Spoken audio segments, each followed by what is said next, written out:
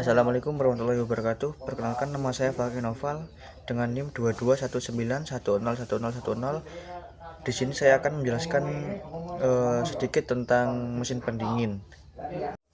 Di sini adalah contoh dari mekanisme mesin pendingin ya. Mungkin dari yang pertama saya akan jelaskan sedikit tentang pengertian mesin pendingin ini sendiri. Mesin pendingin adalah perangkat yang digunakan untuk menurunkan suhu suatu ruangan atau benda dengan cara mengeluarkan panas dari sistem ke lingkungan sekitar. Proses ini dilakukan dengan menggunakan siklus refrigerasi yang melibatkan perubahan fasa refrigeran atau zat pendingin yang biasanya itu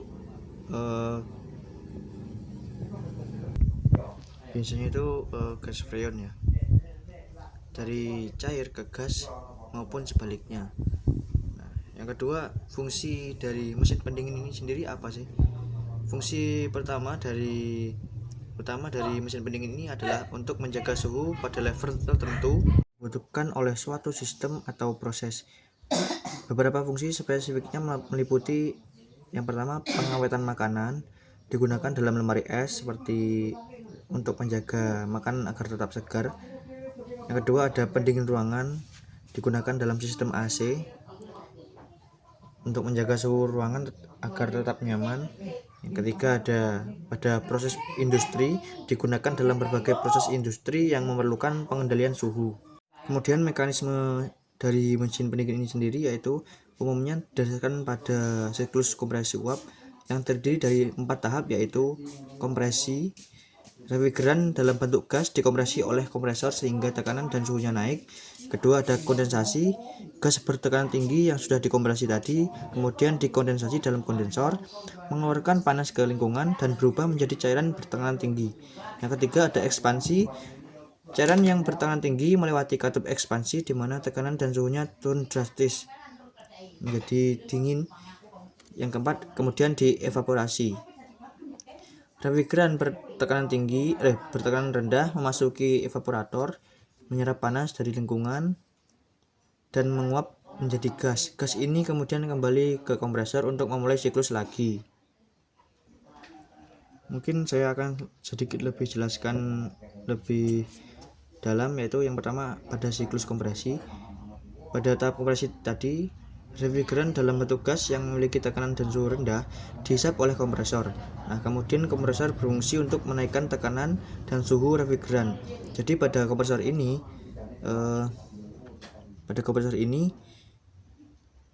refrigeran atau gas itu dikompresi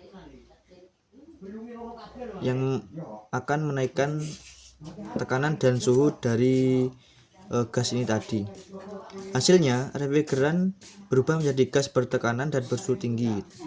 Kompresor dapat berupa jenis piston, rotari, atau scroll, tergantung pada aplikasi dan desain sistem pendinginnya.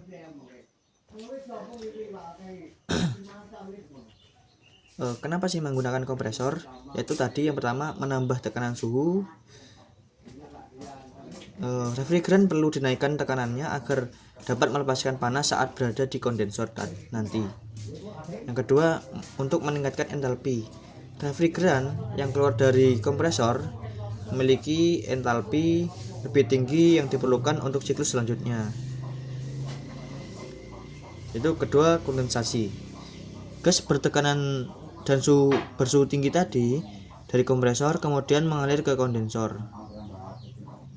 Di sini refrigeran dilepaskan ke lingkungan sekitar sehingga mengalami proses kondensasi atau perubahan dari gas menjadi cair. Selama proses ini, refrigeran melepaskan panas laten ke lingkungan luar, biasanya melalui sirip-sirip pendingin yang memperbesar area kontak dengan udara sekitar. Kenapa sih menggunakan kondensasi? Yang pertama, untuk transfer panas ya. Kondensor memungkinkan panas dari refrigeran diserap oleh udara atau air di sekitar, sehingga refrigeran dapat berubah menjadi cairan bertekanan tinggi. Yang kedua, untuk efisiensi termalnya. Kondensor yang efisien meningkatkan kapasitas pendinginan dan kinerja keseluruhan sistem. Yang kedua, proses siklus selanjutnya yaitu ekspansi. Cairan refrigeran bertekanan tinggi dari kondensor kemudian melewati katup atau perangkat ekspansi lainnya. Katup ekspansi ini berfungsi untuk menurunkan tekanan refrigeran secara tiba-tiba yang menyebabkan penurunan suhu refrigeran secara drastis. Sini ya, katup ekspansi. Refrigeran keluar dari katup ekspansi dalam keadaan campuran cair gas pada tekanan dan suhu rendah. Jadi ketika keluar dari katup ekspansi ini, gas itu dalam bentuk semi gas dan cair. Tekanannya rendah dan suhunya juga rendah.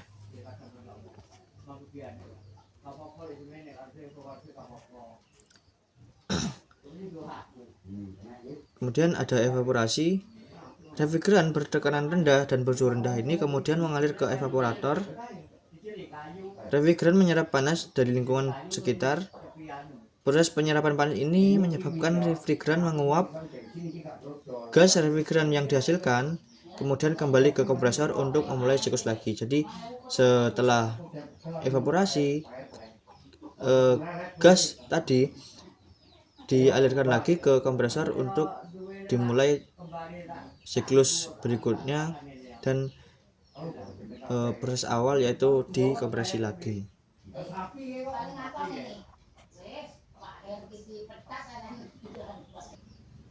Mungkin secara sederhananya proses ini berawal dari kompresor. Refrigeran berupa gas dikompresi, tekanan dan suhu naik. Refrigeran berupa gas tadi dikompresi, tekanan dan suhu naik. Refrigeran bertekanan tinggi dan panas ini dialirkan menuju kondensor. Di kondensor ini, refrigeran gas bertekanan tinggi dan panas itu dilakukan kondensasi, yaitu berubah menjadi cair karena ada kipas di sini. Kemudian saat sudah mencair dan suhu rendah, refrigeran cair bertekanan tinggi. Di sini antara gabungan cair dan gas tekanannya menjadi rendah. Kemudian dari katup ekspansi ini keluar refrigeran itu antara cair dan gas bertekanan rendah, juga suhunya juga rendah atau dingin ya. Mungkin inti dari pendinginan ini berada pada ada yang namanya pipa kapiler, di mana pipa itu sangat kecil untuk perubahan suhunya.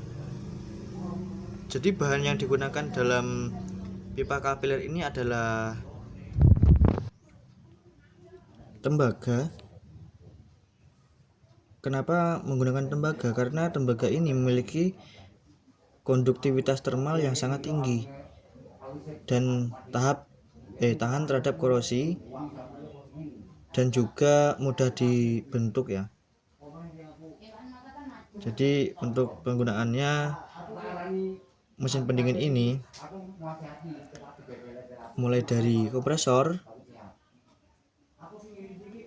lalu ke kondensor, masuk ke katup ekspansi, ini sudah dingin, lalu dievaporasi, kemudian gas tadi dilanjutkan ke kompresor lagi. Mungkin sekian dari saya, salah-salahnya mohon maaf. Assalamualaikum warahmatullahi wabarakatuh.